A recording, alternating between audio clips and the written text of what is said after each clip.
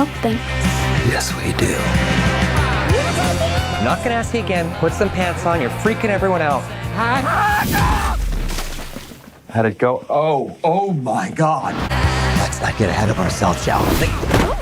Keith! IF stands for Imaginary Friend, and it's directed by John Krasinski. John Krasinski, of course, from Office fame, but most recently became a director, gave us the A Quiet Place franchise, and both of those movies are fantastic. Then I heard he was doing a family-friendly PG film about imaginary friends, and I was interested, saw the trailer, knew it was a movie I had to take my kids to, so I packed the kids up. We saw it on day one, had a great time with it, so we're going to talk about IF. IF centers around a little girl who is 12 years old and starting to lose her childlike innocence, not just from becoming 12 years old, but also seeing her mother pass away at a young age from cancer, and then seeing her father deal with heart issues. In fact, he's getting open heart surgery soon, so she's staying with her grandmother. And while she's staying in her grandmother's building, she starts hearing some things move around. She follows something up to a room in the apartment building, and in that room is a room of imaginary friends that have been left behind by other people who have lost their childlike innocence. He then spends the rest of this film trying to get those imaginary friends to new people who need their imaginary friends, or maybe people who had previously had these imaginary friends, bringing them back to them and spreading positivity into the world. Now, if that sounds like an interesting concept to you, you should check this movie out in theaters. I took my kids, they really enjoyed it to the point where they've been quoting it all weekend, which doesn't happen very often, so I think this was a big hit with them. I've got some positives and some negatives to talk about. Let's do it. My first positive for this movie is the well-placed blend of both emotion and comedy in this film. Most of the emotion comes from John Krasinski as the father in this movie, or from the girl who's 12 years old, but the comedy aspect, a lot of that comes from Ryan Reynolds. And when I heard Ryan Reynolds was in a kid's movie, I was like, I don't know if this is going to be appropriate for my kids.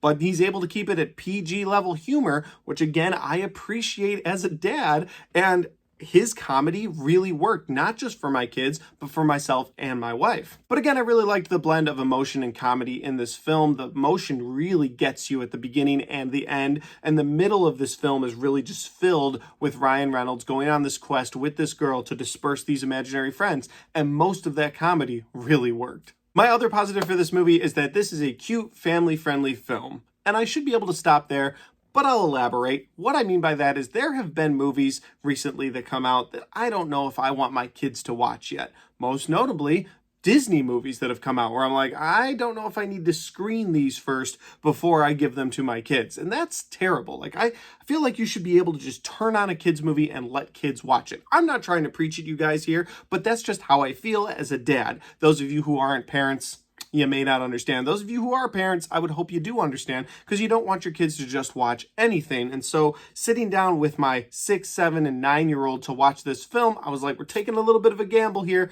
but the trailers look really clean, and the PG rating has me kind of thinking, okay, this is going to be fine for them. And honestly, it was a great film for kids. And I, as a dad, can't praise a movie enough for being a family-friendly film and actually being a family-friendly film with zero agenda. And that leads me to my negatives in this film, and I'll just say right away that I think the positives outweigh the negatives for me in this movie, but the negatives as an adult watching this movie, the first one is that it is very predictable. You could kind of see where this film is going. There's a big reveal with Ryan Reynolds' character at the end of this movie, but you could call that almost immediately once the little girl meets Ryan Reynolds. So you almost immediately could see where the movie is going, and that just might be because, hey, you're an adult, the movie is geared toward kids. And so while I say that's a negative, I'm just saying that if you're trying to enjoy this for the story as an adult, it probably won't be for you. And that leads me to my other negative, and that is that this movie, you can't think about how the magic works or how the imaginary friends work, because they kind of turn it on and off when they need to. So you have these imaginary friends that can't be seen by anyone, but then when the movie needs them to be seen by people, they can have this really funny bathroom scene.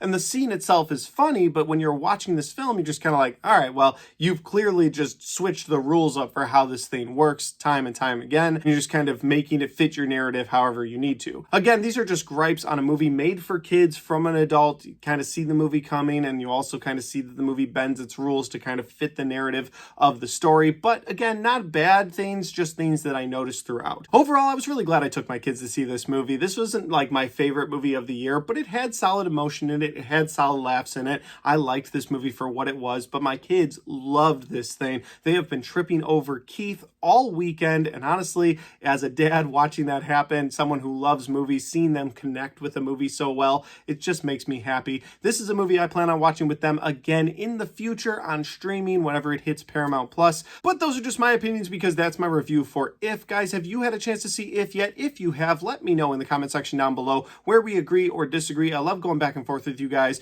Maybe those of you who have kids know that it connects with you on a different level, or maybe if you don't have kids and you still enjoyed this movie, you connected with it, that's a very good possibility too. So let me know your thoughts down below. And finally, guys, if you like this video and you want to watch more, don't forget to hit that like button because it helps the video, it helps the channel, and it helps me right here. Thanks for watching. I'll see you next time.